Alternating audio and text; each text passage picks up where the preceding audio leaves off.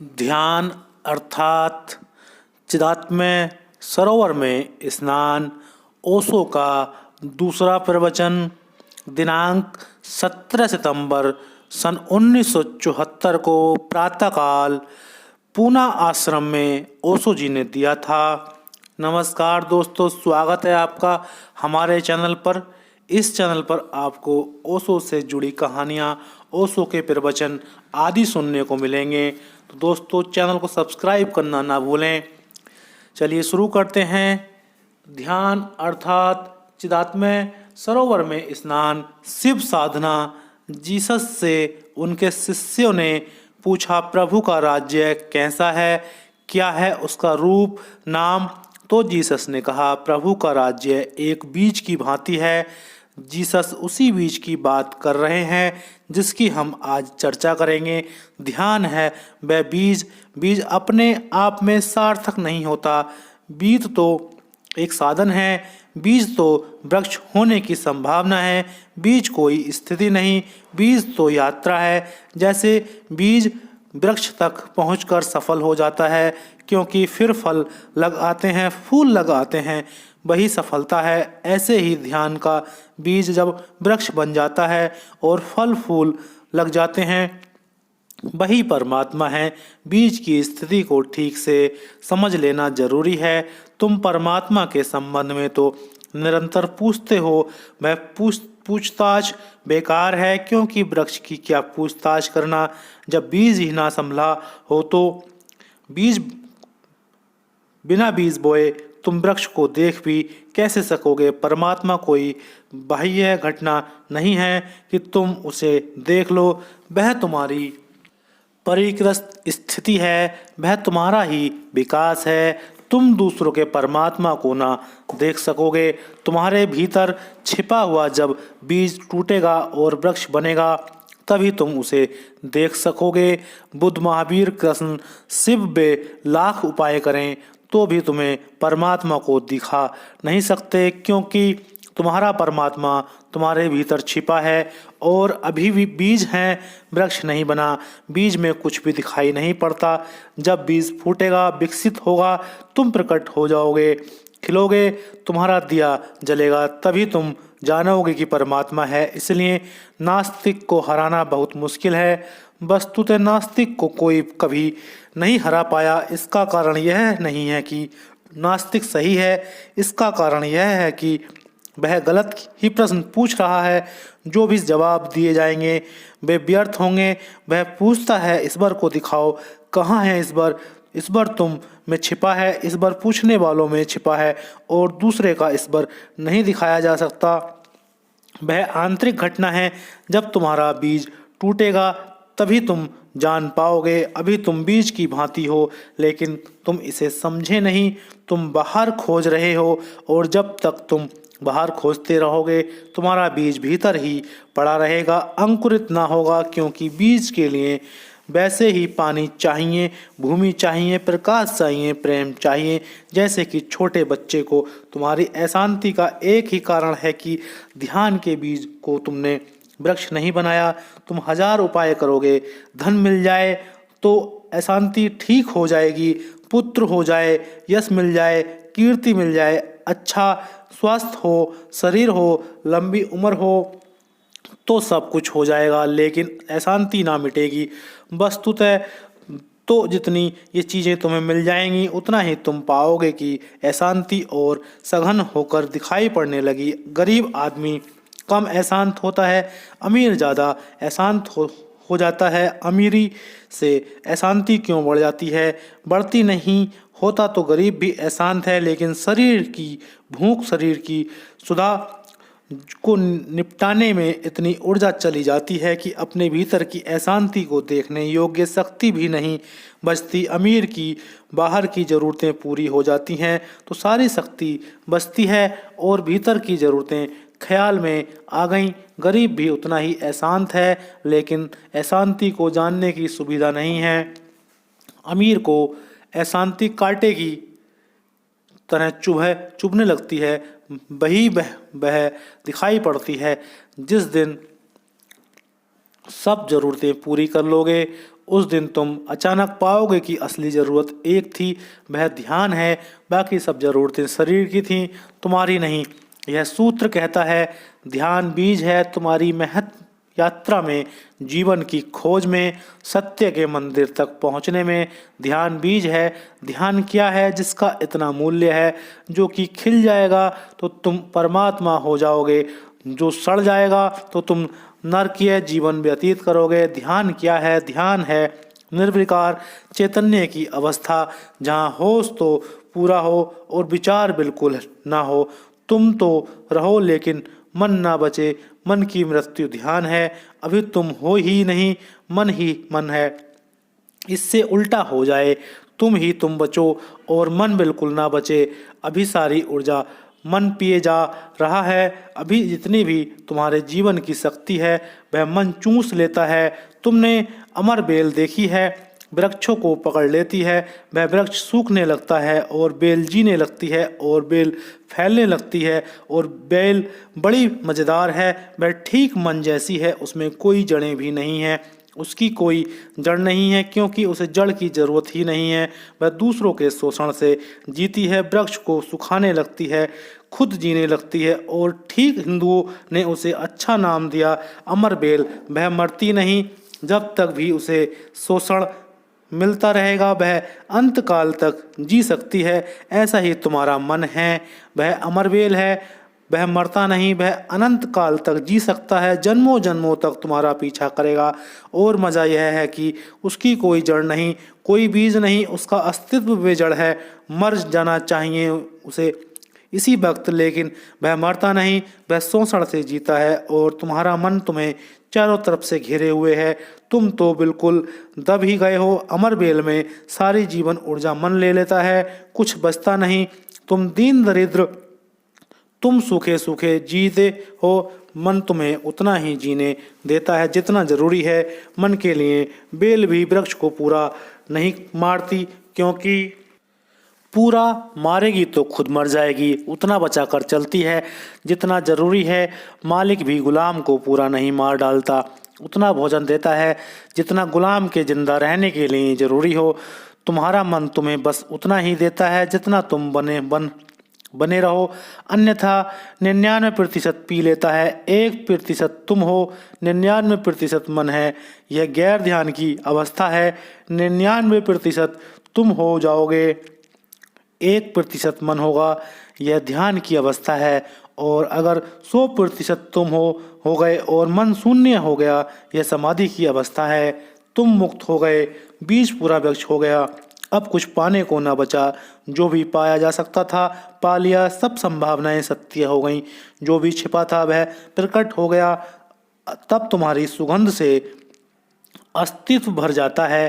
तब तुम्हारा नर्तन दूर दूर कोनों कोनों तक, चांद तारों तक सुना जा सकता है। तब तुम ही पुलकित नहीं होते, तुम्हारे साथ पूरे विश्व की प्राणधारा पुलकित होती है। तब अस्तित्व में एक उत्सव आ जाता है। जब भी कोई एक बुद्ध पैदा होता है, सारा अस्तित्व उत्सव से भर जाता है, क्योंकि सारा अस्तित्व तुम्हारे बीज को वृक्ष बनाने के लिए आतुर है। ध्यान का अर्थ है जहाँ मन न के बराबर रह जाए। समाधि का अर्थ है जहाँ मन बिल्कुल शून्य हो जाए। तुम बचो। और शिव का यह सूत्र कहता है ध्यान बीज है, इसलिए ध्यान से शुरू करना पड़ेगा। अभी तो होश बेहोश जागते सोते मन ही तुम्हें पकड़े हुए है।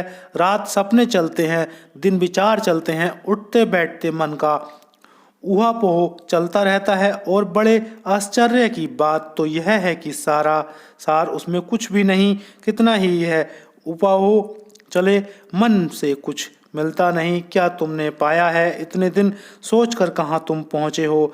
इसे भी तो सोचो। इस तरह भी ध्यान दो कि इतनी यात्रा करने के बाद कौन सी मंजिल मिली है। सोच सोच कर क्या पाया है? एक दार्शनिक था, बड़ा दार्शनिक, इमानुएल कांट सांझ घर की तरफ आ रहा था। एक छोटे से लड़के ने उसे रास्ते पर रोका और कहा, अंकल मैं आपके घर गया था, कल हम पिकनिक पर जा रहे हैं और आपके कमरे को आपके कैमरे को मांगने गया था, आप तो घूमने गए थे। नौकर मिला, उसने बिल्कुल मना कर दिया। क्या यह उचित है कि नौकर मना कर दे? बच्चा क्रोध में था। कांट ने कहा, बिल्कुल अनुचित है, मेरे रहते नौकर मना करने वाला कौन होता है, आओ मेरे साथ। बच्चा बहुत प्रसन्न हुआ। पहुंचे घर, कांट ने बड़ी डांट डपट की नौकर पर और वह बच्चा पुलकित होता रहा। कहा कि मेरे रहते तू मना करने वाला कौन है? उस बच्चे से भी कहा कि तू बोल, मेरे रहते नौकर मना करने वाला कौन होता है? उस बच्चे ने कहा, बिल्कुल नहीं अंकल। और इस आदमी ने बड़ी बेहूदगी से इनकार किया। और तब इमानुएल कांट ने उस बच्चे से कहा कि अब तुझे मैं बताता हूँ कि कैमरा मेरे पास नहीं है। यह सारी खुशी बच्चे की है, यह सारी पुलक, यह मिलने की आशा, सब शोरगुल, और आखिर में पता चलता है कि कैमरा उसके पास नहीं है। यह तुम्हारे मन की दशा है। जीवन भर दौड़ोगे, चिल्लाओगे, आशा बांधोगे, श्रम करोगे और आखिर में मन कहेगा कि जिसकी तुम तलाश कर रहे हो वह मेरे पास नहीं है। मन ने सदा यही कहा है, उसके पास है भी नहीं। इसलिए मन सदा आशा बांधता है और मन सदा कहता है आज तो नहीं, कल कल। निश्चित मन से ज्यादा आश्वासन देने वाला और कोई भी नहीं। और तुम मूढ़ हो, क्योंकि मन के पास होता तो आज ही दे देता। वह कल ही कह रहा है और तुम मान लेते हो। और तुम कितनी बार मान चुके हो, और हर बार कल आता है और मन फिर कल पर टाल देता है। लेकिन यह तुम्हारी बेहोश आदत हो गई है। तुम कल की बात सुनने के आदी हो गए हो। यह आदत इतनी गहरी हो गई है कि इस बार पुनः विचार नहीं करते। बेहोशी में भी, रात के सपने में भी मन तुम्हें कल पर टालता रहता है। मुल्ला नसरुद्दीन बीमार था। पत्नी ने खबर की तो मैं उसके घर गया। भारी बेहोशी में था, बुखार तेज था, लगता था 105 106 डिग्री बुखार होगा। बिल्कुल बेहोश पड़ा है, आग से जल रहा है। मैंने पूछा कि कस्बे कब से बुखार यह दशा है इनकी? पत्नी ने कहा कि अभी अभी कोई घड़ी भर। मुल्ला नसरुद्दीन के मुंह में मैंने कहा, थर्मामीटर लगा कर देखो। मुंह में थर्मामीटर लगाया।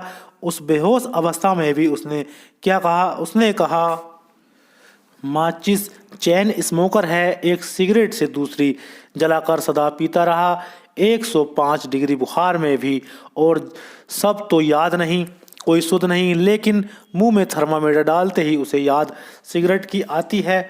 माचिस प्लीज, तुम मर भी रहे होगे तो भी तुम्हारी दशा यही होगी। माचिस प्लीज। तुम्हारा मन पुरानी आदतों के अनुसार अपनी बेहोशी में भी ताने बाने बुनता रहता है। मरते क्षण भी तुम मन से ही भरे रहोगे। तुम पूजा करो, प्रार्थना करो, तुम मंदिर जाओ, तीर्थ यात्रा करो, मन तुम्हारे साथ है। और जहाँ भी मन तुम्हारे साथ है वहाँ धर्म से तुम्हारा संबंध ना जुड़ेगा। एक मुसलमान फकीर हुआ। हाजी मोहम्मद साधु पुरुष था। एक रात उसने सपना देखा कि वह मर गया और एक चौराहे पर खड़ा है, जहाँ से एक रास्ता स्वर्ग को जाता है और एक रास्ता नरक को, एक रास्ता पृथ्वी को जाता है, एक मोक्ष को। चौराहे पर एक देवदूत खड़ा है, एक फरिश्ता, और वह हर आदमी को उसके कर्मों के अनुसार रास्ते पर भेज रहा है। हाजी मोहम्मद तो जरा भी घबराया नहीं। जीवन भर साधु था। हर दिन की नमाज 5 बार पूरी पड़ी थी। 60 बार हज की। हाजी मोहम्मद उसका नाम हो गया। अकड़ कर जाकर द्वार पर खड़ा हो गया देवदूत के सामने। देवदूत ने कहा, हाजी मोहम्मद। देवदूत ने इशारा किया, नरक की तरफ यह रास्ता है। हाजी मोहम्मद ने कहा, आप समझे नहीं, शायद कुछ भूल चूक हो रही है। 60 बार हज किए हैं। देवदूत ने कहा, व्यर्थ गई, क्योंकि जब भी कोई तुमसे पूछता तो तुम कहते, हाजी मोहम्मद, तुमने उसका काफ़ी फायदा जमीन पर ले लिया। तुम बड़े अकड़ गए, उसके कारण कुछ और किया। हाजी मोहम्मद के पैर थोड़े डगमगा गए। जब 60 बार की हज व्यर्थ हो गई तो अब आशा टूटने लगी। उसने कहा, हाँ, रोज 5 बार की नमाज पूरी पूरी पढ़ता था। उस देवदूत ने कहा, वह भी व्यर्थ गई, क्योंकि जब कोई देखने वाला होता था तो तुम जरा थोड़ी देर तक नमाज पढ़ते थे। जब भी ना होता तो तुम जल्दी खत्म कर देते थे। तुम्हारी नज़र परमात्मा पर नहीं थी, देखने वालों पर थी। एक बार तुम्हारे घर कुछ लोग बाहर से आए हुए थे तो तुम बड़ी देर तक नमाज पढ़ते रहे। वह नमाज झूठी थी, ध्यान में परमात्मा ना था। वे लोग थे, लोग देख रहे हैं तो जरा ज़्यादा नमाज, ताकि पता चल जाए कि मैं धार्मिक आदमी हूँ। हाजी मोहम्मद, वह बेकार गई। कुछ और किया है तो बताओ। अब तो हाजी मोहम्मद घबरा गया और घबराहट में उसकी नींद टूट गई। सपने के साथ जिंदगी बदल गई। उस दिन से उसने अपने नाम के साथ हाजी बोलना बंद कर दिया। नमाज छिपकर पढ़ने लगा, किसी को पता भी ना हो। गांव में खबर भी पहुंच गई कि हाजी मोहम्मद अब धार्मिक नहीं रहा। कहते हैं कि नमाज तक बंद कर दी है, बुढ़ापे में सटिया गया। लेकिन उसने इसका कोई खंडन ना किया। वह चोरी छिपे नमाज पढ़ता। वह नमाज सार्थक होने लगी। कहते हैं मरकर हाजी मोहम्मद स्वर्ग गया। तुम्हारा मन प्रार्थना भी करेगा तो भी प्रार्थना ना होने देगा। तुम्हारा मन प्रार्थना से भी अहंकार को भरने लगेगा। अपने ध्यान की चर्चा मत करना, उसे छिपाना, उसे संभालना जैसे कोई बहुमूल्य हीरा मिल गया हो और उसे तुम छिपाते हो, उछालते नहीं फिरते हो। संपदा को तुम गड़ा देते हो, ऐसे ही तुम ध्यान को गड़ा देना। उसकी तुम चर्चा मत करना, उससे तुम अहंकार मत भरने लगना, अन्यथा मन की बेल वहाँ भी पहुँच गई है और वह चूस लेगी। और जहाँ मन पहुँच जाता है वहाँ धर्म नहीं, और जहाँ मन नहीं पहुँचता वहाँ धर्म है। मन बहिमुखी है, उसका ध्यान दूसरों पर होता है, अपने पर नहीं होता। ध्यान अंतर्मुखी होता है। ध्यान का अर्थ है अपने पर ध्यान, दूसरे पर नहीं। मन का अर्थ है दूसरे पर ध्यान। ध्यान करो तुम। अगर 2 पैसे गरीब को देते भी हो तो तुम देखते हो कि लोग देखते हैं या नहीं। तुम मंदिर बनाते हो तो लोग तो बड़ा पत्थर लगाते हो। अपने नाम का तुम दान करते हो तो अखबार में खबर छपवाते हो, सब व्यर्थ हो जाता है। हाजी मोहम्मद होकर तुम पहुंच ना पाओगे। तुमने कितने उपवास किए, कितने व्रत किए, इस सब की फहरिस्त संभाल कर मत रखना। परमात्मा की दुनिया दुकानदार की दुनिया नहीं है, वहाँ हिसाब काम नहीं आता। वहाँ तुम हिसाब लेकर गए कि वहाँ तुम हारोगे। हिसाब संसार में काम आता है। लेकिन तुम देखो, जैन मुनि हर वर्ष छपवाते हैं कि इस बार उन्होंने कितने उपवास किए, इस वर्षा काल में कितने दिन भूखे रहे, कितने व्रत किए, नियम लिए। वे हिसाब सब रखते हैं। ये दुकानदार ही हैं जो मंदिर में बैठ गए हैं। इनकी बुद्धि का गणित से छुटकारा नहीं हुआ और इनका ध्यान, इनका उपवास सब व्यर्थ जा रहा है। ये हाजी मोहम्मद पर हुए जा रहे हैं। नहीं, तुम बाहर की चिंता मत करना कि दूसरे लोग तुम्हें धार्मिक समझते हैं या नहीं, दूसरे लोग क्या कहते हैं, यह बात विचारणीय ही नहीं है। क्योंकि दूसरे लोगों से तुम्हारे मन का संबंध है, तुम्हारा जरा भी नहीं। जिस दिन मन समाप्त हो जाएगा उस दिन तुम असंग हो जाओगे। मन की दूसरों से तुम्हें जोड़े हुए है, और जब तक मन तुम्हें संसार से जोड़े हुए है तब तक तुम परमात्मा से टूटे रहोगे। जिस दिन तुम संसार से टूट जाओगे, मन खो जाएगा, उसी दिन तुम परमात्मा से जुड़ जाओगे। इधर हुए असंग, वहाँ हुआ संग। यहाँ टूटा नाता, वहाँ जुड़ा नाता। यहाँ से हुई आंख बंद, वहाँ खुली। ध्यान बीज है और ध्यान का अर्थ है निर्विकार चैतन्य। दूसरा सूत्र, आसनस्थ व्यक्ति सहज ही चिदात्म्य सरोवर में निमज्जित हो जाता है। यह सूत्र बड़ा क्रांतिकारी है, सरल भी कठिन भी। आसनस्थ हुआ व्यक्ति चिदात्म्य सरोवर में निमज्जित हो जाता है, डूब जाता है। जापान में जैन फकीरों की परंपरा है। उनसे तुम पूछो कि ध्यान के लिए क्या करें तो वे कहते हैं कि कुछ ना करो, बस बैठ जाओ, ध्यान रखना। जब वे कहते हैं कि कुछ ना करो तो इसका मतलब है कुछ भी ना करना, बस बैठ जाना। बस इतना ही करना कि बैठ गए और कुछ भी मत करना, क्योंकि तुमने कुछ किया कि मन आया। बात सरल लगती है पर बड़ी कठिन है। यही तो मुसीबत है कि बैठना मुश्किल है। आंख बंद की, काम शुरू हुआ, दौड़ शुरू हुई, शरीर बैठा हुआ दिखाई पड़ता है। मन जाग रहा है। अगर तुम सिर्फ बैठ जाओ और कुछ भी ना करो तो ध्यान, अगर तुम आसनस्थ हो जाओ, जस्ट सिटिंग, बस बैठे हैं, न राम नाम जब चल रहा है, न कृष्ण की स्तुति चल रही है, कुछ भी नहीं कर रहे हैं, ना कोई विचार की तरंग है, क्योंकि वह भी कृत्य है। अगर तुम कुछ भी ना करो, विचार को रोकने की कोशिश भी नहीं चल रही हो, क्योंकि वह भी कृत्य है, वह भी दूसरा विचार है। ना तुम परमात्मा का स्मरण कर रहे हो, ना संसार का, क्योंकि वे सब विचार है। ना तुम भीतर दोहरा रहे हो कि मैं आत्मा हूँ, अब ब्रह्मशिष में ब्रह्मा हूँ। बस बकवास है, इसके दोहराने से कुछ भी ना होगा। ये सब विचार है, तुम कुछ भी ना कर रहे हो, बस तुम बैठ गए, जैसे तुम एक चट्टान हो जिसके भीतर कुछ भी नहीं रहा, बाहर कुछ भी नहीं हो रहा। इस दशा का नाम आसनस्थ है। जापान में इस अवस्था को झांझेन कहते हैं। बस सिर्फ बैठ जाना। और झेन फकीर इस विधि का उपयोग करते हैं। कभी कभी 20 साल लग जाते हैं, 30 साल लग जाते हैं, तब कहीं आदमी इस अवस्था में पहुंच पाता है कि सिर्फ बैठा हुआ है। सरल दिखता है, सूत्र बड़ा कठिन है। इस दुनिया में सरलतम चीज़ें ही सर्वाधिक कठिन होती हैं। तुमसे कोई करने को कहे तो तुम हिमालय चढ़ जाओ, उसमें इतनी अड़चन नहीं है। पसीना आएगा, थकान होगी, मगर चढ़ जाओगे। तुमसे कोई कहे कि ना करो तो बस मुसीबत आ गई। हालांकि वह सिर्फ तुमसे इतना ही कह रहा है कि तुम बैठो, कुछ मत करो। अगर तुम चुपचाप बैठे रहो, क्या होगा? पहले तो जैसे ही तुम बैठोगे, तुम पाओगे शरीर में अनेक स्थानों में गति शुरू होती है। कहीं पैर में लगता है कि सुइयां चुभ रही हैं, कहीं शरीर के किसी कोने में लगता है कि खुजलाहट आ रही है, कहीं लगता है कि कमर में दर्द हो रहा है, कहीं लगता है कि गर्दन में पीड़ा हो रही है। और एक क्षण पहले तक यह कुछ भी न था, तुम बिल्कुल ठीक थे। अचानक सब तरफ से शरीर बगावत कर रहा है। वह कह रहा है कि कुछ करो, ना कुछ बने तो खुजलाओ, लेकिन कुछ करो।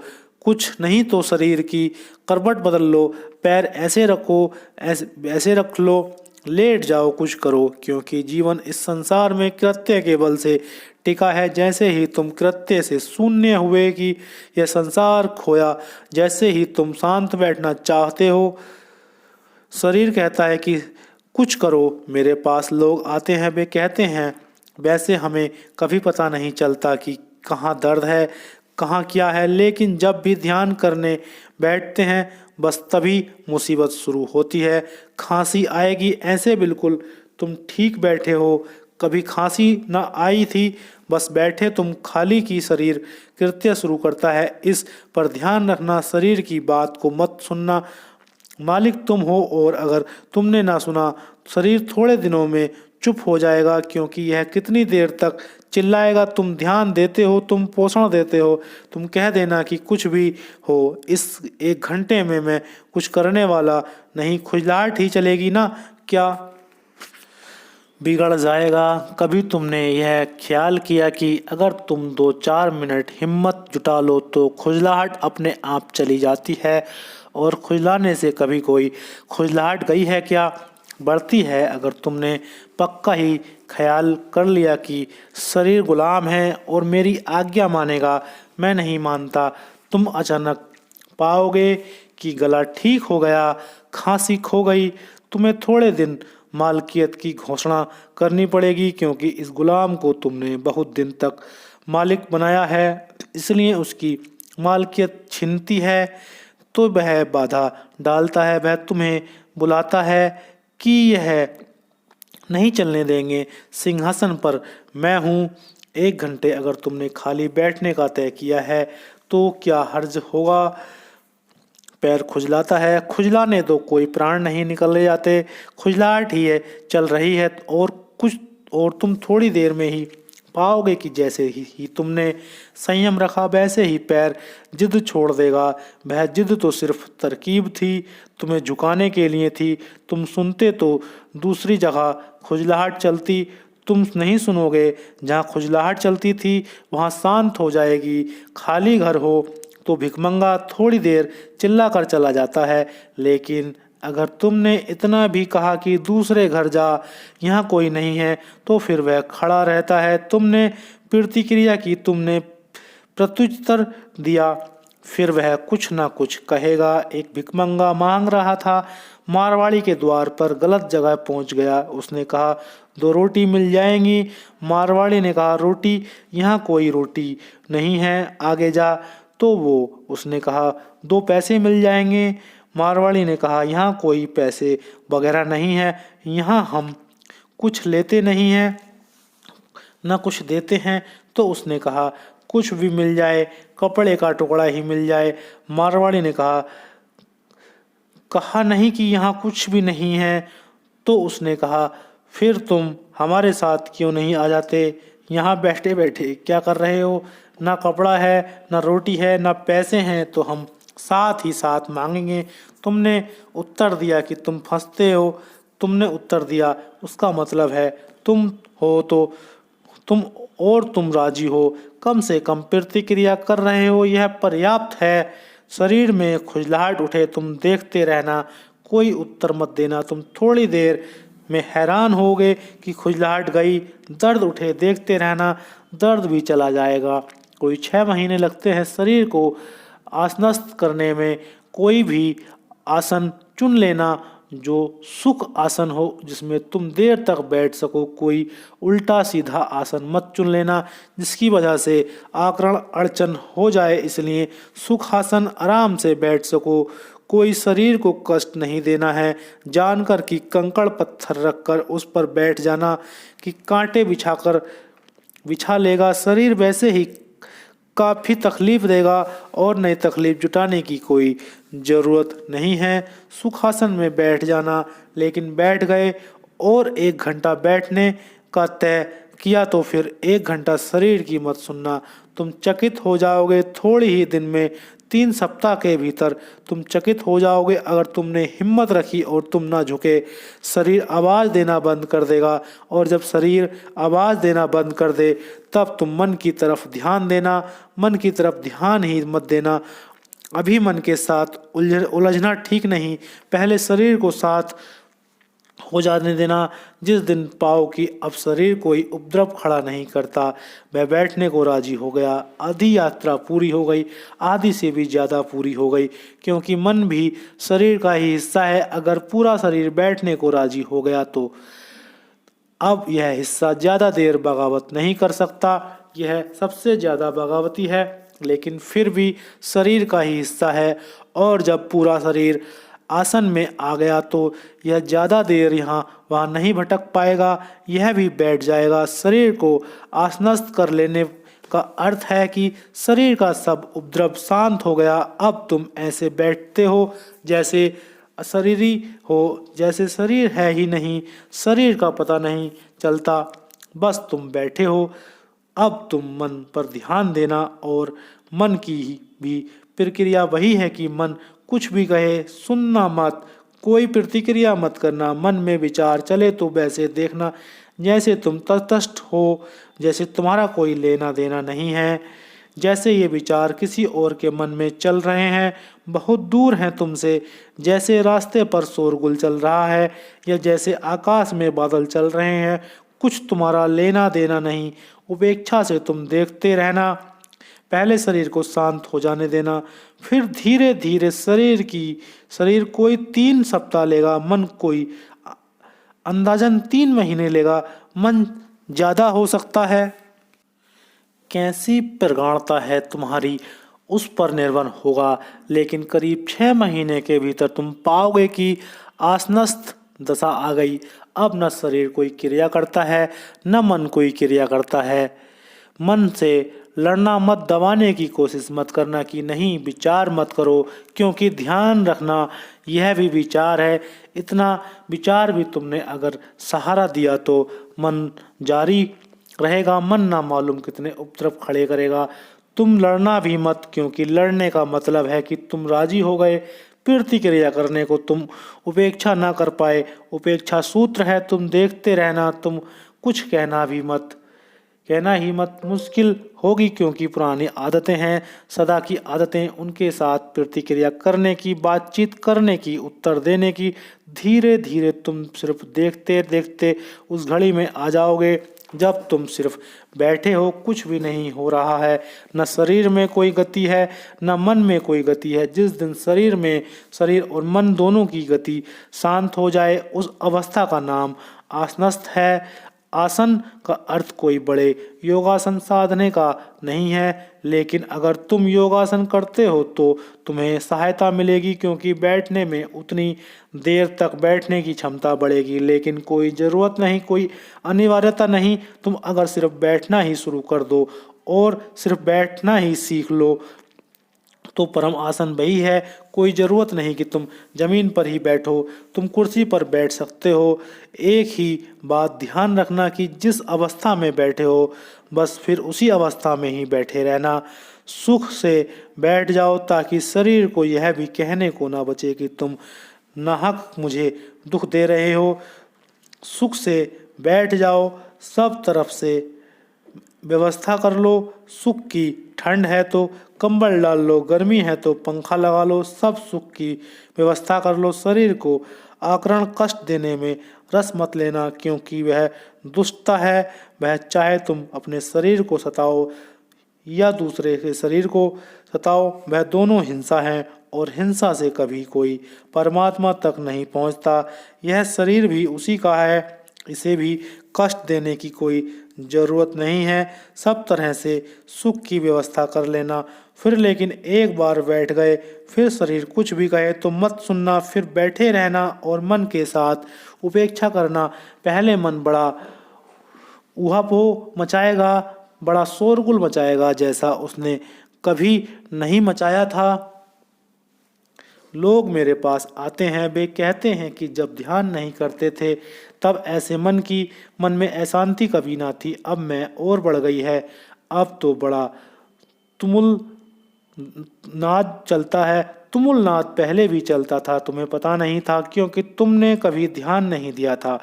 तुम उलझे थे, बाहर भीतर अराजकता यही थी, क्योंकि तुम्हारे शांत बैठने से अराजकता के बढ़ने का कोई भी संबंध नहीं है। वह घट सकती है, बढ़ेगी कैसे? लेकिन तुम इतने उलझे थे, बाहर सारा ध्यान बहिर्मुखी था, बाजार दुकान धन वहाँ चल रहा था। तुम्हें मौका नहीं मिला भीतर देखने का कि वहाँ क्या उपद्रव चल रहा है। अब तुमने बाहर से आंख बंद की तो सारा ध्यान, सारा फोकस, सारा प्रकाश भीतर पड़ रहा है। इस भीतर प्रकाश पड़ने पर पहली दफा तुम्हें पता चलता है कि भीतर कैसी अराजकता मची है। मगर उपेक्षा, एक ही ध्यान रखना कि मन से सब उपेक्षा छोड़ दो। अपेक्षा रखी हो तो उपेक्षा ना कर सकोगे। अपेक्षा छोड़ दो, कोई आशा मत रखो और उपेक्षा में बैठ जाओ, तटस्थ हो जाओ। कितना ही कठिन हो, सरल हो जाएगा अगर तुम बैठते ही रहे। आज ना होगा, कल होगा, परसों होगा, तुम इसकी चिंता मत करना कि कब होगा, क्योंकि तुम जितनी जल्दी करोगे उतनी देर हो जाएगी। जल्दी मन का स्वभाव है, अगर तुमने जल्दी की तो मन तुम्हें हरा देगा। अगर तुमने धैर्य रखा और प्रतीक्षा करने को राजी रहे कि कोई नहीं, जल्दी नहीं है, कभी होगा, इसकी हमें फिक्र नहीं, हम बैठते रहेंगे, तुम पाओगे कि 6 महीने के करीब मन भी शांत हो गया। आसनस्थ दशा का अर्थ है शरीर में कोई क्रिया नहीं, मन में कोई विचार नहीं। और शिव का यह सूत्र बड़ा क्रांतिकारी है। यह कहता है कि तुम आसनस्थ हुए सहज ही चिदात्म्य सरोवर में निमज्जित हो जाते हैं। वह सरोवर भीतर है। जब शरीर पर सब गति बंद होती है तो ऊर्जा बाहर नहीं जा सकती। जब मन की सारी गति बंद होती है तो ऊर्जा के बाहर जाने के सारे छिद्र बंद हो गए। तुम्हारी बाल्टी पहली दफा अछिद्र हुई, सब छिद्र बंद हो गए, बाहर जाने वाला कोई भी ना बचा। अब सारी जीवन ऊर्जा भीतर जाती है और भीतर महासरोवर है। इस भीतर गिरती ऊर्जा का उस महासरोवर से मिलन हो जाता है। तुम्हारी बूंद भीतर के सागर में डूबने लगती है। चिदात्म्य सरोवर में सहज ही निमज्जन हो जाता है। वही परमात्मा है। बाहर जाते हुए तुम भटके हो, भीतर जाते हुए मंजिल उपलब्ध हो जाएगी। तुम उसे बाहर खोज रहे हो जो तुम्हारे भीतर छिपा है, तुम उसी को खोज रहे हो जो तुम हो, इसलिए खोज नहीं पा रहे हो। तुम जिसकी तलाश कर रहे हो वह सदा से तुम्हारे भीतर मौजूद है। यही तो कठिनाई है, यही जटिलता है। और वहाँ तुम देखते नहीं, और जहाँ तुम देखते हो वहाँ वह है नहीं, इसलिए तुम भटकते जाते हो। मुल्ला नसरुद्दीन एक दिन अपने घर के बाहर सांझ दिया जलाकर कुछ खोज रहा था। दूसरे लोग भी आ गए। उन्होंने कहा, क्या खोजते हो? उसने कहा कि मेरी सुई खो गई है। वे भी साथ देने लगे। फिर थोड़ी देर बाद उनमें से एक ने पूछा कि रास्ता बहुत बड़ा है, सुई खोई कहाँ है? क्योंकि सुई छोटी सी चीज़ है। नसरुद्दीन ने कहा, मैं पूछो ही मत, वह घाव छुओ ही मत। वे सब चौंक गए। उन्होंने कहा, तुम्हारा मतलब क्या है? नसरुद्दीन ने कहा, सुई तो घर के भीतर खोई है, लेकिन वहाँ प्रकाश नहीं है, अंधेरा है, भयंकर अंधेरा, और वहाँ जाने में मैं डरता भी हूँ।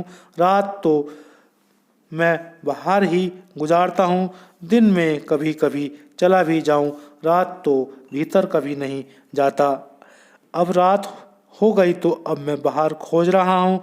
लोगों ने कहा, तू पागल है नसरुद्दीन, जो चीज़ भीतर खोई है वह बाहर तू कैसे खोजेगा? नसरुद्दीन खिलखिलाकर हंसने लगा और उसने कहा कि सभी यही कर रहे हैं जो मैं कर रहा हूँ। जो चीज़ भीतर खोई है उसे लोग बाहर खोज रहे हैं, और उनसे कोई भी पागल नहीं है, बस मैं ही पागल हूँ।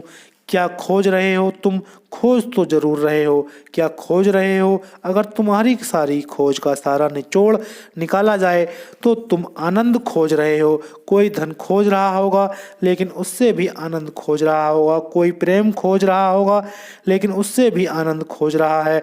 कोई यश कीर्ति खोज रहा होगा लेकिन उससे भी आनंद खोज रहा है। तुम्हारी खोज के नाम कितने ही अलग अलग हों, भीतर छिपा हुआ एक ही सूत्र है, वह है आनंद। तुम भीतर छिपे हुए आनंद को खोज रहे हो। शराब घर जाता हुआ आदमी भी और मंदिर जाता हुआ आदमी भी, दोनों की खोज एक है। दोनों आनंद खोज रहे हैं। पुण्य करता हुआ आदमी और पाप करता हुआ आदमी, दोनों की खोज एक है। दोनों आनंद खोज रहे हैं। बुरा और भला दोनों एक ही चीज की खोज में लगे हैं। पर तुमने कभी पूछा, तुमने आनंद को खोया कहाँ? वहीं खोजो जा खोज रहे हो वहाँ जहाँ तुमने खोया नहीं। बाहर तो तुमने निश्चित ही नहीं खोया, कहीं भीतर ही कोई स्वाद था, और वह स्वाद भी तुम्हें पता नहीं।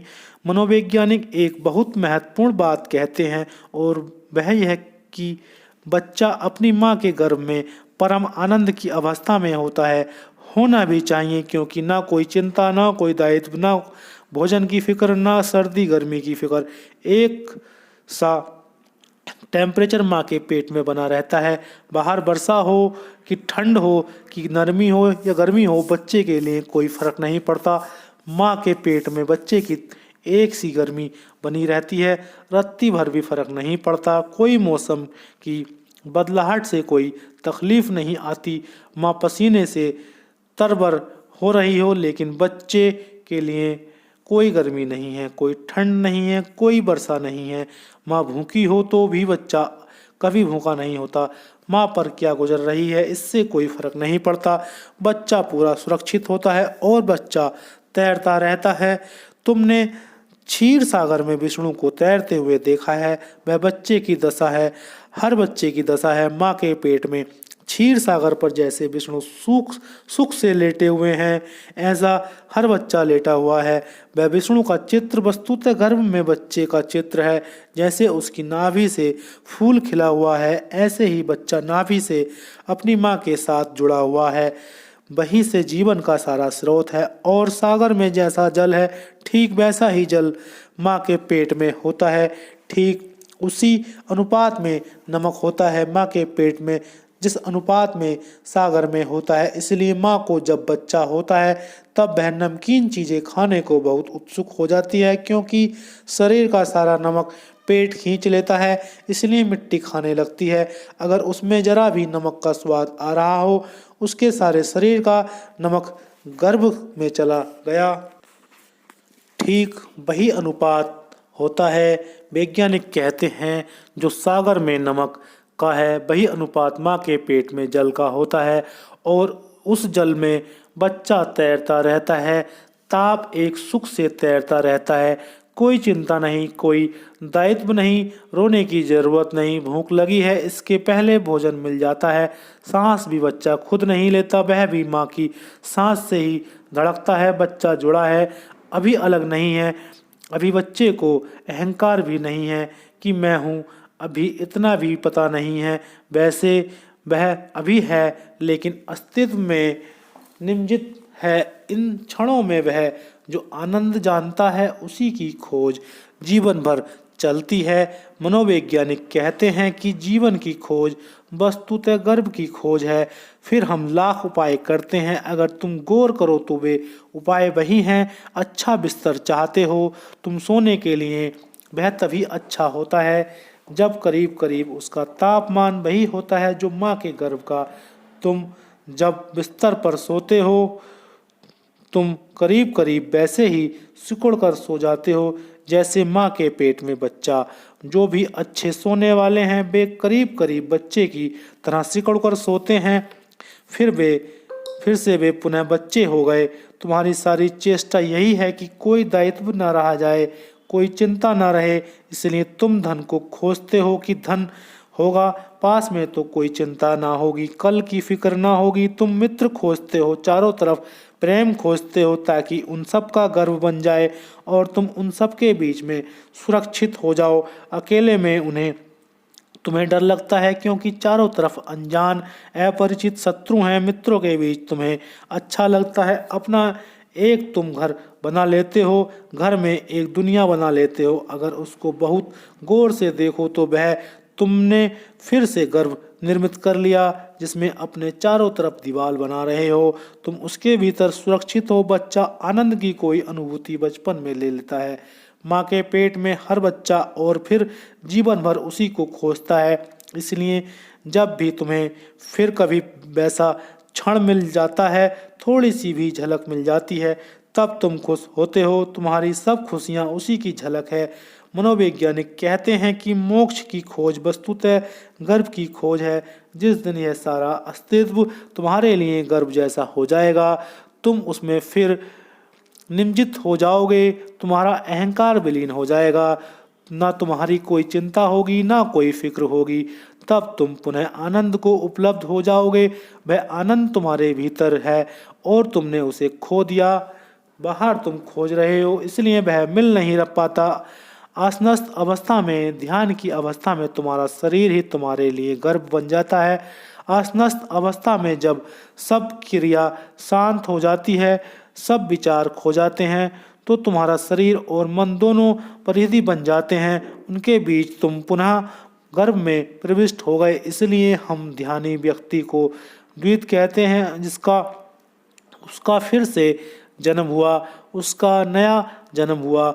वह अपने गर्भ से गुजरा एक जन्म है जो माँ और पिता से मिलता है। एक जन्म है जो तुम्हें स्वयं अपने को देना होगा। वही जन्म द्विज बन जाएगा। आसनस्थ अर्थात स्वतः स्थित व्यक्ति सहज ही चिदात्म्य सरोवर में निजमित हो जाता है और फिर चेतना का सागर है। जब शरीर के सागर में इतना रस है तो चेतना के सागर में कितना रस होगा तुम उसका गणित भी नहीं बिठा सकते। वह अनंत अनंत गुणा है, उसकी कोई सीमा नहीं है। तुमने माँ के शरीर में जो रस थोड़ा सा जाना था गर्भ का, वह तो शरीर में निजमित होने का था। जिस दिन तुम आत्मा में निजमित हो जाओगे उस दिन तुम जो रस जानोगे वही आनंद है, वही परम रस है। उसे हिंदुओं ने ब्रह्मा कहा है। उस जैसा कोई स्वाद नहीं। वह सच्चिदानंद है और आत्मनिर्माण है, अर्थात द्विज को प्राप्त करता है। जैसे ही निजमित हुआ भीतर के सागर में, वैसे ही द्विज हो जाता है और पहली दफा आत्मा का जन्म होता है।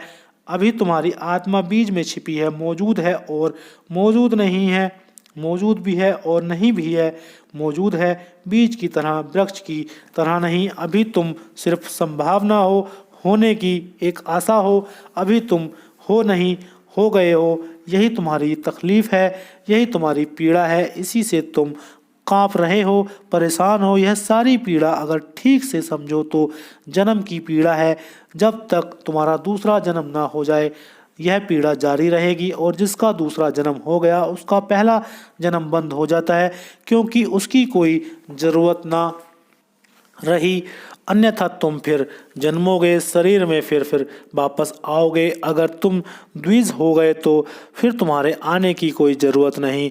हम ब्राह्मण को द्विज कहते हैं। अच्छा हो कि हम द्विज को ब्राह्मण कहें, क्योंकि सभी ब्राह्मण द्विज नहीं हैं, लेकिन सभी द्विज ब्राह्मण हैं। ब्राह्मण के घर में पैदा होने से कोई ब्राह्मण नहीं होता। जब तक ब्रह्मा से पैदा ना हो तब तक कोई ब्राह्मण नहीं होता। जब तक निजमित ना हो जाए ब्रह्मा में तब तक कोई ब्राह्मण नहीं होता। हिंदुओं का एक बहुत अनूठा सिद्धांत है। वे कहते हैं कि पैदा तो सभी शूद्र होते हैं, उनमें से कुछ ब्राह्मण ब्राह्मण तत्व को उपलब्ध हो जाते हैं। पैदा सभी शूद्र होते हैं, चाहे कोई ब्राह्मण के घर में पैदा हो चाहे शूद्र के, जन्म के सभी शूद्र होते हैं। इसलिए ब्राह्मण के बच्चों को हम यज्ञोपवीत करते हैं। वह सिर्फ औपचारिक है, वह इस बात की खबर है कि अब तू शूद्र ना रहा, अब तू ब्राह्मण हुआ। पैदा तो तू शूद्र ही हुआ था, अब तेरे गले में हमने जनेऊ डाल दिया, अब तू ब्राह्मण हुआ। इतना सस्ता नहीं है ब्राह्मण होना कि गले में आपने एक धागा डाल दिया और कोई ब्राह्मण हो गया। ब्राह्मण होना इस जगत में सबसे कठिन प्रक्रिया है। वह आत्मा निजमन निजन्म निमजन से घटित होती है। स्वयं को जन्म जो दे देता है वह द्विज है, वह ट्वाइस बॉर्न है, उसका पुनर्जन्म हुआ है और अब स्वयं ही अपना पिता और स्वयं ही अपनी माता है। अब दूसरे से पैदा नहीं हुआ, अब संसार से उसका संबंध टूट गया, अब ब्रह्मा से उसका संबंध जुड़ गया है। यह सूत्र कहता है ध्यान बीज आसनस्थ जो हुआ है, ध्यानस्थ जो हुआ वह आत्म निमजित हो जाता है। इस निमजन से आत्मा का जन्म होता है, द्विज को प्राप्त करता है। सस्ती बातों में मत पड़ना, यज्ञोपवीत को पकड़कर मत बैठे रहना। काश इतना सस्ता और आसान होता ब्राह्मण हो जाना, लेकिन हम हमेशा सस्ती तरकीबें निकाल लेते हैं और मन को समझाने की कोशिश करते हैं। कब तक समझाओगे मन को? समझाने से सत्य नहीं मिलेगा। सब झूठी आशाएं छोड़ो, सब जनेऊ यज्ञोपवीत तोड़ो, इनसे कुछ भी ना होगा। असली जन्म चाहिए, असली जन्म पैदा होगा जब तुम स्वयं अपने लिए गर्भ बन जाओ। आसनस्थ शरीर और ध्यानस्थ मन गर्भ निर्माण करता है। जीसस से निकोडेमस ने पूछा कि कब मैं तुम्हारे प्रभु के राज्य को उपलब्ध होऊंगा? तो जीसस ने कहा कि तुम मरो और फिर से जन्मो। तुम जैसे हो ऐसे तुम मिट जाओ और तुम जैसे हो सकते हो वैसे फिर से पैदा हो जाओ, तभी तुम मेरे प्रभु के राज्य में प्रवेश कर सकोगे। बिल्कुल साफ है, बीज की भांति मिट जाओ और वृक्ष की भांति हो जाओ। जैसे तुम अभी हो, वृक्ष एक सपना और एक आशा, एक संभावना की कभी परमात्मा तुम में फलित हो सकता है, लेकिन हुआ नहीं। इन संभावना को दबा दो, बीज की तरह जमीन में गड़ा दो। डर क्या? डर यही है कि बीज को डर लगता है कि मैं मिट जाऊंगा, और बीज की तकलीफ समझ में आती है। उसे कोई भी पता नहीं कि वृक्ष होगा कि नहीं होगा, और बीज कभी वृक्ष को देख भी नहीं पाएगा, क्योंकि जब वह मिट जाएगा तभी वृक्ष होगा। बीज का कभी मिलन भी नहीं होगा, वृक्ष से कभी हुआ भी नहीं होगा, तो बीज कैसे पक्का भरोसा करे कि मैं मिटूंगा तो विराट का जन्म होगा। बीज को तो यही दिखाई पड़ता है कि जो भी मैं हूँ यह भी खो जाएगा, क्या पक्का कि विराट होगा कि नहीं? यही तुम्हारी भी पीड़ा है। बुद्धो, महावीरों, शिवों के पास पहुंचकर तुम्हारी भी पीड़ा यही है। तुम भी यही पूछते हो कि जो भी पास में है यह भी कहीं खो जाए, और जो पाप कहते हैं वह अगर ना हो तो फिर डर स्वाभाविक है, इसलिए सद्गुरु के पास पहुंचकर डर लगता है, और जिस गुरु के पास पहुंचकर डर न लगे वह दो कौड़ी का है। वहां से तो भाग ही खड़े होना, क्योंकि सद्गुरु के पास ही डर लगेगा, वही तुम्हें भयभीत करेगा, क्योंकि वह मृत्यु जैसा मालूम पड़ेगा। वह तुम्हें मिटाएगा, और जैसे ही तुम मिटने लगो कि मन कहेगा भागो यहाँ से, जहाँ से मन कहे भागो वहाँ से भागना मत, और जहाँ मन कहे कि रुको कैसा प्यार सत्संग चल रहा है वहाँ से भाग खड़े होना। जहाँ मन भयभीत हो वहाँ समझना कि कुछ घटने वाला है, क्योंकि बीज वही डरता है। जहाँ मिटने की नौबत आती है उसके पहले वह नहीं डरता। इसलिए पुरोहित से तुम्हें कोई भय नहीं, मंदिर से तुम्हें कोई डर नहीं, काशी में तुम्हें कोई भय नहीं, मजे से निर्भय घूम सकते हो। बोध गया में तुम्हें मिटाने वाला अब कोई नहीं है, न गिरनार में, न शिखरजी में, न काबा में, न जेरूसलम में। वहाँ तुम मज़े से जा सकते हो। तुम्हारे सब तीर्थ मर गए हैं, मर ही जाते हैं, क्योंकि तीर्थों में थोड़े ही प्राण होते हैं, तीर्थंकरों में प्राण होते हैं। तीर्थंकर खो गया फिर तुम तीर्थ बना लेते हो।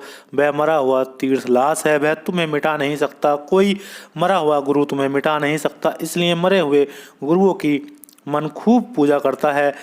महावीर की पूजा करने में तुम्हें बहुत रस आता है, क्योंकि तुम भली भांति जानते हो कि पत्थर की मूर्ति क्या बिगाड़ लेगी। आपने ही खरीदी है, अपने बस में है, जिस दिन चाहें उखाड़ कर फेंक दे। हिंदू बड़े होशियार हैं, वे बना भी लेते हैं, इसलिए वे मिट्टी की बनाते हैं, क्योंकि 2 सप्ताह 3 सप्ताह में जाकर नदी में समाप्त कर आते हैं। एक बात पक्की है कि हम ही बनाने वाले और हम ही समाप्त करने वाले हैं। तुम हमारा क्या बिगाड़ लोगे? पूजा भी करते हैं तो हमारी मौज है, खेल तुम हमारे हो, गुड्डे गुड्डी से ज़्यादा तुम्हारा मूल्य नहीं है भी नहीं। महावीर रामकृष्ण जब नहीं रह जाते तब उनकी पूजा चलती है। जब कोई व्यक्ति जिंदा होता है तब तुम उससे डरते हो। तीर्थकर से भय लगता है, तीर्थ जाने की बड़ी आशा बनी रहती है, बड़ा आनंद आता है। देखो तुम कुंभ के मेले में करोड़ों लोग इकट्ठे हो जाते हैं। कभी महावीर और बुद्ध और कृष्ण के पास करोड़ों लोग इकट्ठे हुए क्या? कभी नहीं। कुंभ तुम्हारे घर नहीं आता, तुम कुंभ पहुंच जाते हो। बुद्ध और महावीर तुम्हारे घरों पर दस्तक देते हैं, तब दरवाजे बंद पाते हैं। उनसे डर लगता है, क्योंकि यह आदमी खतरनाक है। यह कहता है कि बीज की तरह मिटो ताकि वृक्ष की तरह जाओ। इसलिए आस्था और श्रद्धा का मूल्य है। अगर तुम तर्क से चलो तो तर्क यही कहेगा कि पहले तुम जो हो सकते हो उसका पक्का आश्वासन और गारंटी कर लो। ठीक भी का कहना है, तर्क पहले उसकी पक्की गारंटी हो जाए कि तुम जो हो सकते हो, तभी तुम उसको छोड़ना। तो तुम हो कहीं ऐसा ना हो कि हाथ की असली चीज़ निकली आशा में छूट जाए। कहीं ऐसा ना हो। तर्क सदा कहता है कि हाथ की आधी रोटी भी आशा की पूरी रोटी से बेहतर है। कम से कम आधी है यह माना, लेकिन है तो। और तुम इस आधी को छोड़ना जब पूरी तुम्हें मिल जाए। अगर तुम तर्क की मानकर चले, और तर्क बिल्कुल ठीक कहता है। मुल्ला नसरुद्दीन तैरना सीखना चाहता था। उसने गांव के एक गुरु को पकड़ा। उसने कहा मुझे तैरना सिखा दो। तो उसने कहा आओ, मैं तुम्हें अभी नदी पर ले जा रहा हूँ। लेकिन संयोग की बात, पैर फिसल गया। मुल्ला का सीढ़ियों पर 2-4 गोते खा गया। बाहर निकलकर भागा। गुरु पीछे भागा कि कहाँ जा रहे हो? सीखने आए थे। नसरुद्दीन ने कहा पहले तैरना सिखा दो, फिर पानी में पैर रखूँगा। जब तक तैरना न सीख लूँ तब तक पानी में पैर रखने वाला नहीं हूँ। गुरु ने कहा तब बड़ी मुश्किल है, बिना पैर रखे तुम सीखोगे कैसे? नसरुद्दीन ने कहा कि अब नहीं, भूल एक दफ़ा हो गई, अब इस जीवन में दोबारा नहीं।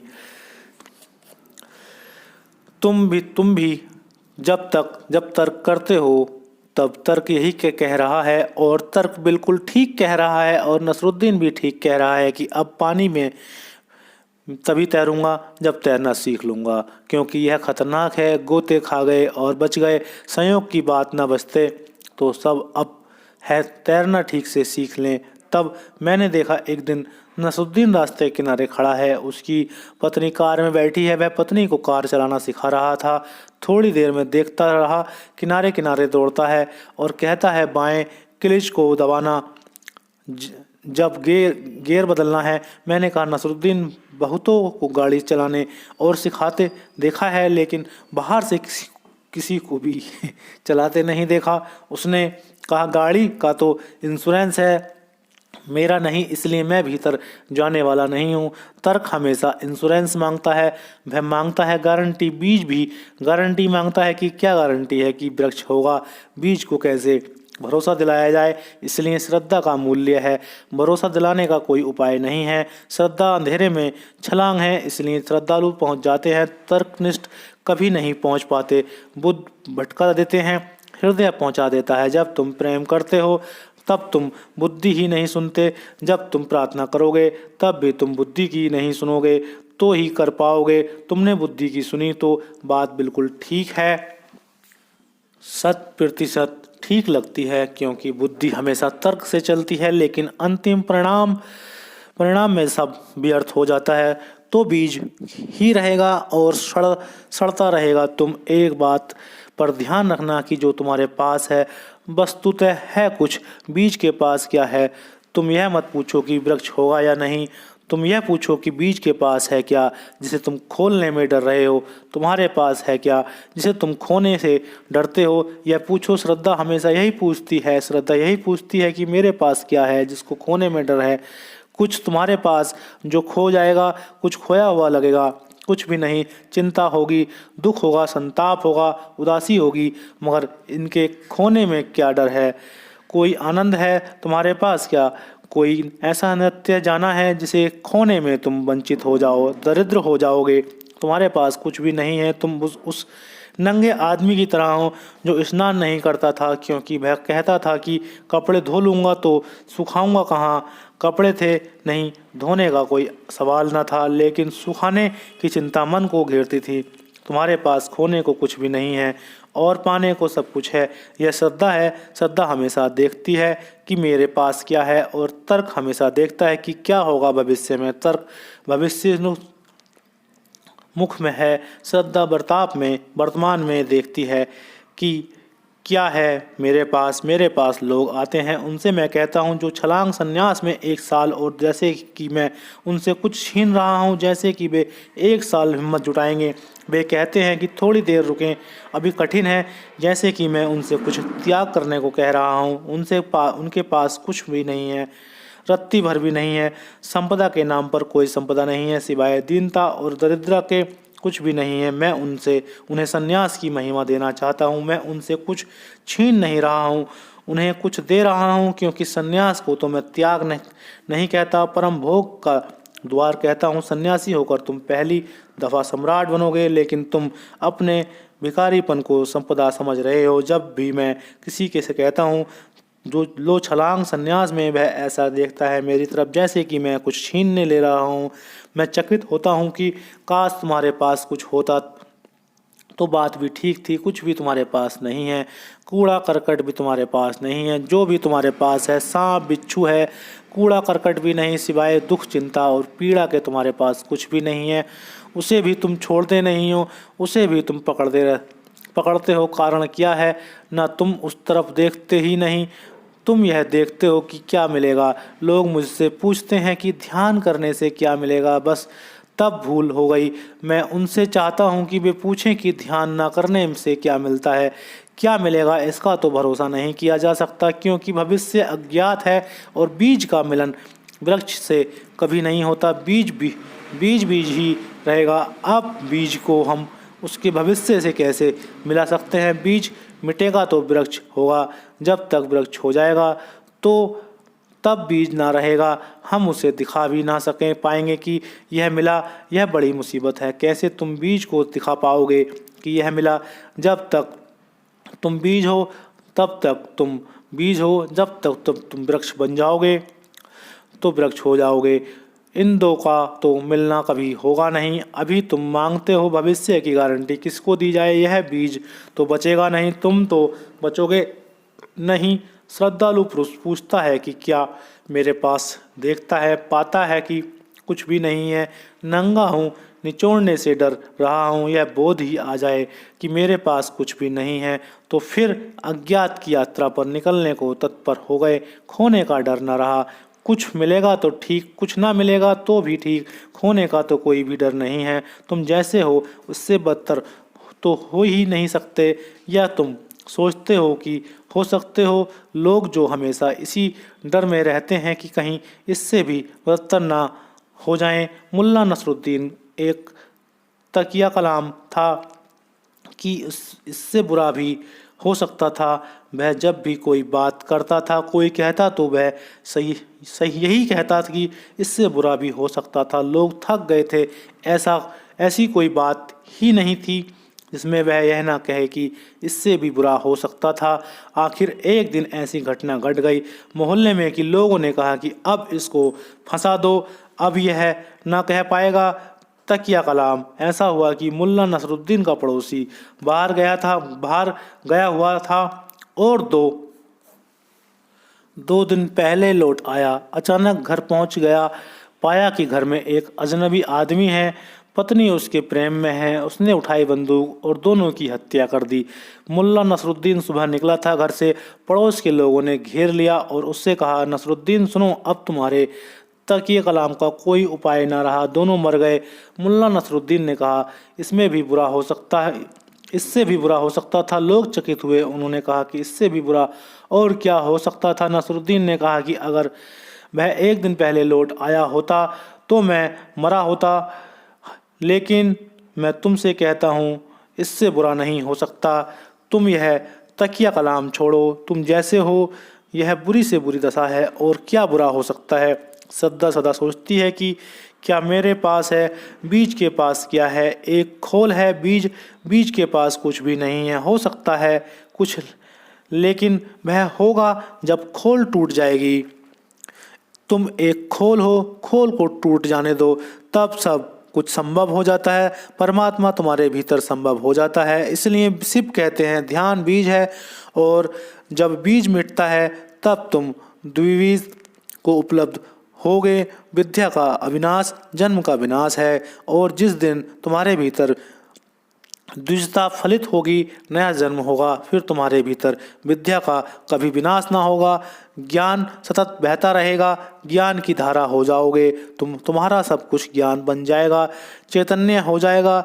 ध्यान का बीज जब टूटेगा तब तुम्हारे भीतर चेतना की भी चेतना रह जाएगी। तुम एक होश, एक साक्षी भाव में रूपांतरित हो जाओगे, और विद्या का जहाँ अविनाश है, जहाँ विद्या नष्ट नहीं होती, अभी तुम्हारी चेतना ना के बराबर है ही नहीं। तुम ऐसे जीते हो जैसे सोए हुए हो। अभी तुम जो करते हो उसे भी तुम होशपूर्वक नहीं करते हो। बुद्ध के सामने कोई बैठा था, वह बैठकर अपने पैर का अंगूठा हिला रहा था। बुद्ध ने कहा, मेरे भाई यह पैर का अंगूठा क्यों हिलाता है। जैसे ही बुद्ध ने कहा, वह रुक गया। उसने कहा कि मुझे खुद पता नहीं, आपने पूछकर मुश्किल में डाल दिया। मैं कोई जानकर तो हिला नहीं रहा था, बस हिल रहा था। बुद्ध ने कहा, पूरी जिंदगी तुम्हारी ऐसी है। तुमने जानकर क्या किया है, जानकर क्रोध किया क्या, जानकर प्रेम किया क्या, जानकर लोभ किया क्या, जानकर मोह किया क्या, क्या तुमने जानकर किया है। बस बेहोशी में पैर का अंगूठा हिल रहा है। तुम्हारी पूरी जिंदगी ऐसी है। घर भी बसा लिया, परिवार भी बसा लिया, बच्चे भी पैदा हो गए, जान कर तुमने क्या किया है। सब हो रहा है, तुम एक यंत्रवत्र उस होने में फंसे हो। होश पूर्वक तुमने क्या किया है जिंदगी में, कोई एक कृत्य जो तुमने होश पूर्वक किया हो, जो तुम्हारी चेतना से निकलता हो। नहीं, एक भी कृत्य तुम न बता सकोगे जो तुमने होश पूर्वक किया है। प्रेम किसी से हो गया तुमने किया नहीं। झगड़ा किसी से हो गया तुमने किया नहीं। आदमियों को तुम देखते हो, देखने से ही तुम निर्णय कर लेते हो। कोई अच्छा लगता है, कोई बुरा लगता है, लेकिन होश पूर्वक कौन अच्छा है कौन बुरा है, तुम जो भी जिंदगी में बन गए हो, यह संयोगिक दुर्घटना मालूम होती है। तुम होश पूर्वक नहीं चलते हो। घटनाएं घट रही हैं, तुम मूर्छितवत बहे जा रहे हो। तुम नदी में बहते एक तिनके की भांति हो। लहरें जहाँ ले जाती हैं तुम चले जाते हो। हालांकि तिनका भी सोचता होगा कि मैं यात्रा कर रहा हूँ, ऐसी ही तुम भी सोचते हो कि तुम कुछ कर रहे हो। करता हो ही कैसे सकता है जब होश नहीं है। यह सूत्र कह रहा है, विद्या का अविनाश तो तभी होता है जब ध्यान का बीज टूट जाता है और तुम्हारे भीतर सतत सतत स्फुरण चेतना की बनी रहती है। सोते जागते तुम कभी नहीं सोचते, उठते बैठते तुम कभी नहीं सोचते। तुम्हारे भीतर होश बना रहता है। तुम प्रेम करो वह भी होश पूर्वक, तुम भोजन करो तो भी होश पूर्वक, तुम उठोगे हिलोगे तो भी होश पूर्वक होगा। तुम्हारा सारा जीवन होश का विस्तार हो जाएगा। इसको हम बुद्धत्व कहते हैं। बुद्धत्व का अर्थ है जो आदमी जागा हुआ जी रहा है। विद्या का विनाश। अब विद्या विनष्ट नहीं होती, अब ज्ञान कभी फीका नहीं पड़ता, अब भीतर की ज्योति कभी मंद नहीं होती, जलती रहती है सतत एक सी अंकप।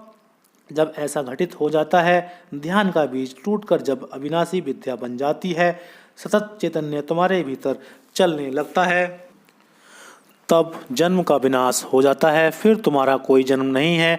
फिर तुम शरीर में वापस आओगे। शरीर में तुम मूर्छा की तरह ही वापस आते हो। तुम सोए हो इसलिए बार बार शरीर में उतरते हो।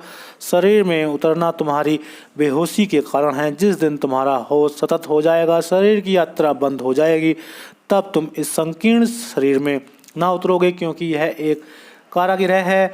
होश पूर्वक कोई भी इसमें नहीं उतर सकता। यह एक बंधन है, ये जंजीरें हैं जो तुमने खुद अपने हाथ के चारों तरफ बांध ली हैं। यह कैद है, गुलामी है। इसमें तुम जानकर क्यों उतरना चाहोगे? बेजानकर तुम उतरे हो, अंधेरे में भटक गए हो। जिस दिन तुम्हारी आंखें ज्योतिपूर्ण हो जाएंगी, शरीर में उतरना बंद हो जाएगा, फिर तुम कहाँ होगे? फिर तुम विराट अशरीर के हिस्से हो जाओगे। उसे हम ब्रह्मा कहते हैं, कोई परमात्मा कहता है, कोई निर्वाण कहता है, कोई मोक्ष कहता है। शब्द कोई भी देश कोई अंतर नहीं पड़ता। धर्मों में शब्दों से ज़्यादा और किसी चीज़ का भेद नहीं है और सभी शब्द सही हैं, क्योंकि सभी शब्द कोई एक गुण उस परम स्थिति को बताते हैं। निर्वाण शब्द का अर्थ है दिए का बुझ जाना। बुद्ध को यह एक शब्द प्रिय था। वे कहते थे कि जैसा दिया बुझ जाता है तो तुम पूछो कि उसकी ज्योति कहाँ गई? क्या कहोगे, कहाँ गई? अब तुम ज्योति को कहीं भी इशारा करके ना बता सकोगे, होगी तो कहीं, क्योंकि इस अस्तित्व में जो कुछ भी है नष्ट नहीं हो सकता। जो है वह है, जो नहीं है वह नहीं है, जो नहीं है उसके होने का उपाय नहीं है, जो है उसके मिटाने का उपाय नहीं है। वह कहीं ना कहीं तो ज्योति होगी। तुमने दिया फूंक कर बुझा दिया, ज्योति खो जाएगी, थोड़ी जाएगी, कहाँ खोकर विराट में एक हो गई। अब तक उसका रूप था, अब अरूप हो गई, दिए से छुटकारा हो गया। इसका यह मतलब नहीं कि खो गई। मिट्टी का दिया था, ज्योति तो बिल्कुल अलग थी। मिट्टी से ज्योति का क्या लेना देना? मिट्टी और ज्योति का क्या संबंध? दिए के कारण तो ज्योति ना थी, दिया तो ज्योति ना बना था। दिया तो केवल शरीर था, तुमने दिए से फूंक दिया, संबंध टूट गया। ईंधन से ज्योति विराट में खो गई, महाप्रकाश का हिस्सा हो गई। इसलिए बुद्ध उस परम स्थिति को निर्वाण कहते हैं। जैसे दिया यहाँ बुझ गया और परम सूर्य में लीन हो गया। महावीर उसे कैवल्य कहते हैं, क्योंकि वे कहते हैं कि जैसे ही तुम्हारा मोह टूटा, अंधकार गया, अविद्या मिटी, अज्ञान छूटा, वैसे ही बस तुम हो और कोई भी नहीं। बस केवल चेतना ही बची, जिसका कोई पारापवार नहीं। महावीर परमात्मा की बात नहीं करते। वे कहते हैं आत्मा ही परमात्मा हो जाती है। एक ही बात है, या तो तुम कहो कि बूंद सागर में खो गई, या कहो कि सागर बूंद में खो गया। क्या फर्क पड़ता है? बूंद सागर में गिरी है, हिंदू कहते हैं बूंद सागर में खो गई, महावीर कहते हैं कि सागर बूंद में खो गया। एक ही बात है, कहने का ढंग है। महावीर को जो प्रिय है वे कहते हैं केवल्य, बस तुम बचे, कोई और ना बचा, सिर्फ शुद्ध चैतन्य बचा, केवल चेतना बची। हिंदू इसे मोक्ष कहते हैं, क्योंकि शरीर कारागृह है, तुम मुक्त हो गए। जीसस ने इसे प्रभु का राम राज्य कहा है, क्योंकि तुम दीन दरिद्र न रहे, तुम सम्राट हो गए। शब्दों का भेद है, लेकिन मूल बात एक है। बीज टूटे तो तुम वृक्ष हो जाओगे। हिम्मत जुटाओ, बड़ी हिम्मत की ज़रूरत है। इससे बड़ी दुनिया में कोई हिम्मत नहीं, धर्म से बड़ा कोई दुस्साहस नहीं। इसलिए तुम ऐसा मत सोचना कि कमज़ोर धार्मिक होते हैं। कमज़ोर धार्मिक हो ही नहीं सकता, सिर्फ महाशक्तिशाली धार्मिक होते हैं। और जहाँ तुम्हें कमज़ोर दिखते हैं धार्मिक होते हुए, वहाँ धर्म नहीं है। मंदिरों में, मस्जिदों में घुटने टेके जिन्हें तुम देख रहे हो, वे धार्मिक नहीं हैं, वे कमज़ोरी में घुटने टिका रहे हैं। वे सांसारिक ही हैं। बड़े से बड़ा दुस्साहस धर्म है। क्या है दुस्साहस? दुस्साहस बीच की छलांग, खुद को मिटाने की तैयारी, सिर्फ इस आशा में बिना किसी गारंटी के कि वृक्ष होगा। ज्ञात का विसर्जन, अज्ञात के लिए जो जानना जाता है उसका छोड़ना, उसके लिए जो अनजान और अपरिचित है, जो रास्ता पहचाना हुआ था सदा का, उसे छोड़कर विराट वन में भटक जाना। पगडंडी को चुन लेना जिसकी कोई पहचान नहीं, जिसका कोई नक्शा नहीं। संसार को छोड़कर ब्रह्मा की खोज पर जाना। नक्शे की दुनिया को छोड़कर नक्श रहित दुनिया में प्रवेश है। वहाँ कोई नक्शा नहीं है जिसे तुम ले जा सको, कोई गाइड नहीं है, कोई छपी हुई किताब काम ना देगी। सब किताबें इसी संसार में छूट जाएंगी, क्योंकि सभी किताबें इसी संसार के हिस्से हैं। गुरु भी वहाँ साथ ना जाएगा, गुरु भी तुम्हें धक्का दे देगा और किनारे पर खड़ा रहेगा। आखिर जब कोई किसी को तैरना सिखाता है तो क्या सिखाता है? धक्का दे देता है। तुम समझते हो कि गुरु खड़ा है, इसलिए निर्भय होकर कूद जाते हो। तैरना तुम्हें भीतर है। पहले ही दिन तुम हाथ पैर तड़पाते हो, वह भी तैरना है। अकुशल हो, 2-4 दिन में तुम समझ जाते हो कि हाथ पैर कैसे फेंकना है। वह तुम्हारे भीतर ही था।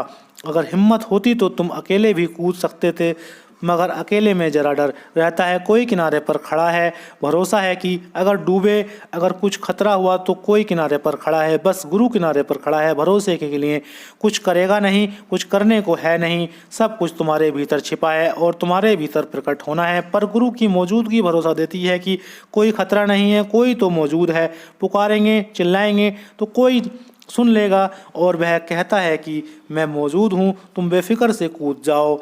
एक दफ़ा तुम कूद गए कि तुमने हाथ पैर फेंके। पहले तो तुम घबराहट में ही हाथ पैर फेंकोगे, फिर वही तैरना बन जाएगा।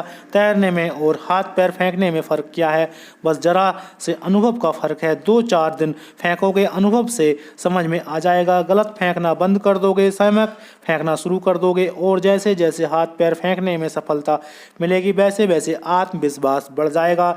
2-4 दिन बाद गुरु कहेगा कि अब मेरे यहाँ किनारे पर खड़े रहने की कोई ज़रूरत नहीं है, अब तुम चाहो तो दूसरे को भी सिखा सकते हो। ध्यान में गुरु यही कर रहा है, तुम्हें धक्का दे रहा है। और अगर तुम्हारी श्रद्धा हो तो तुम्हारे भीतर बीज टूट जाएगा और वृक्ष का जन्म हो जाएगा। तर्क से तुम भरे हो और तुम व्यर्थ ही भटकते रहोगे। श्रद्धा द्वार है। आज के लिए इतना ही। तो दोस्तों देखिए, यह था हमारे ओशो जी का प्रवचन। ध्यान अर्थात चिदात्म्य सरोवर में स्नान शिव साधना किताब से लिया गया है। ओशो की शिव साधना किताब से लिया गया है। आपने इतना ध्यान से सुना, आपका सुनने के लिए बहुत बहुत धन्यवाद। सुनने के बाद आप इसको अपने जीवन में भी फॉलो करिए, क्योंकि सही कहा है ओशो जी ने, आपके अंदर ही परमात्मा है और उसको पहचानने की कोशिश करें। नए जुड़ रहे हैं तो सब्सक्राइब जरूर करिएगा। धन्यवाद।